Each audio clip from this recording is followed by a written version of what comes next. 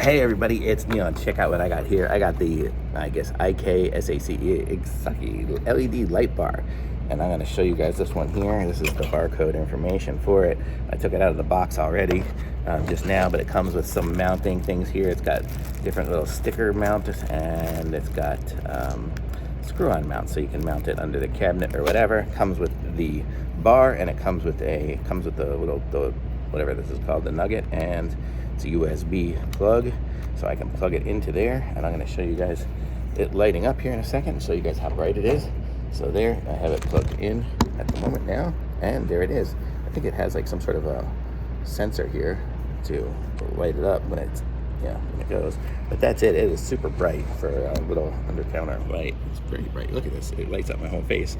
Very good. So I look great. So that's what this one is here. So it's really cool. You can kind of see that's what it is. It's about, I guess, a little 16 inches long or so. But this is the box for it here. It's super nice. So I like it. So I'm going to say thumbs up from me. Links in the description. Like this video, subscribe to my channel, and I'll be back with some more reviews soon.